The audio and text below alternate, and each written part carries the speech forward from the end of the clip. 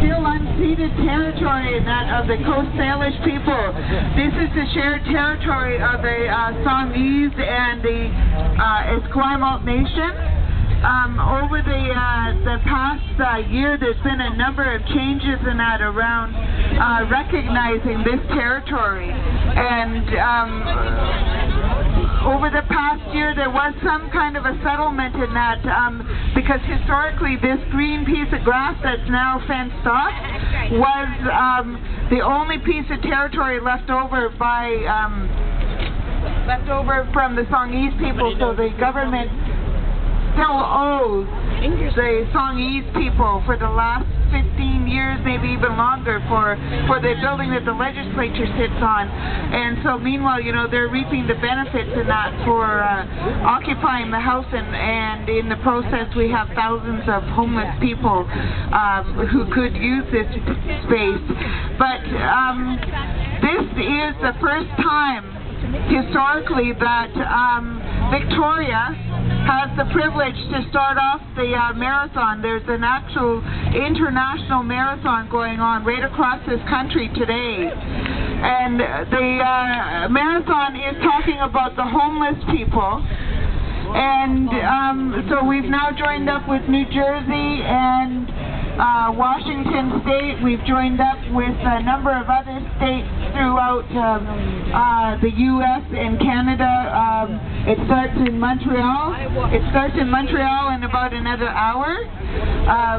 Winnipeg, Toronto, all the major cities in that where homelessness and that is the most profound. And Victoria now is beginning to recognize that they have a huge problem with the lack of housing and the growing rate of homelessness throughout our city. And so today is budget day. And so it just happened to be very convenient that, you know, budget day, we're going to be talking about the budget that's coming down on international radio.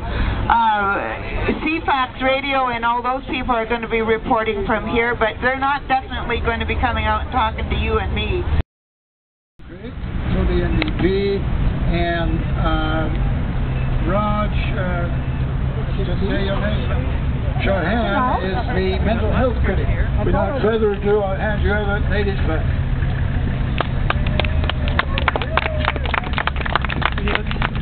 Thank you. It's my pleasure today to say a few words. I was invited. Oh, I was wondering. Looking for you. Pop by today and say a few words about the tragedy of homelessness and how fast it's growing as an issue.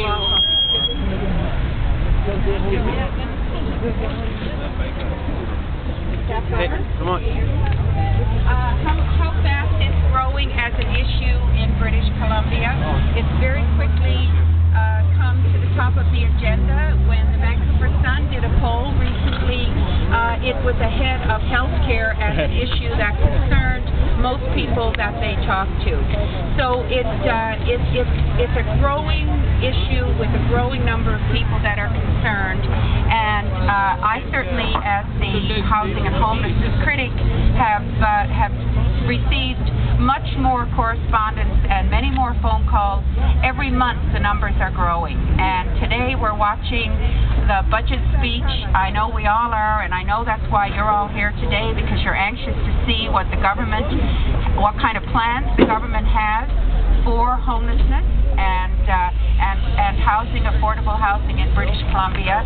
So we too are watching. We heard the throne speech last week, and there was not very much in there that heartened me, I can tell you that.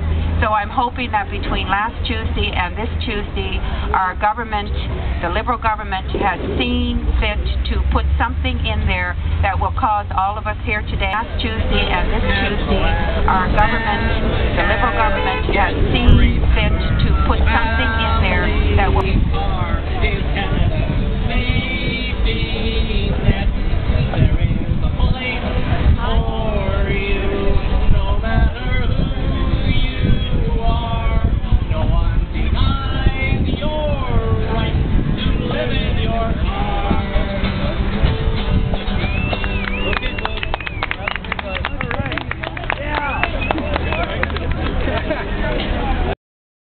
and also the NDP critic for mental health.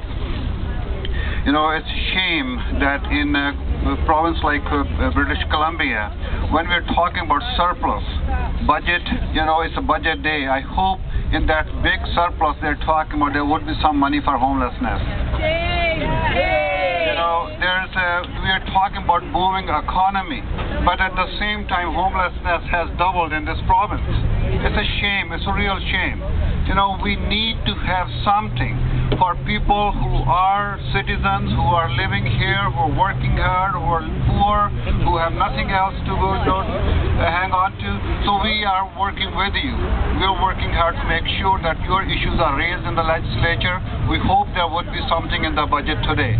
I traveled all over BC last year to meet with stakeholders to talk about mental health issues, and I have heard stories, really sad stories. People are suffering, people are looking for help. So let's all work together to make sure that we have put enough pressure on the government to have something to address this huge problem that we have. So good luck. Let's see what we have in the budget today, and we'll continue to work together. Thank you very much for having me. Downtown Eastside for years, the family's in downtown Eastside for years. She's a warrior, an elder, and she's our elder.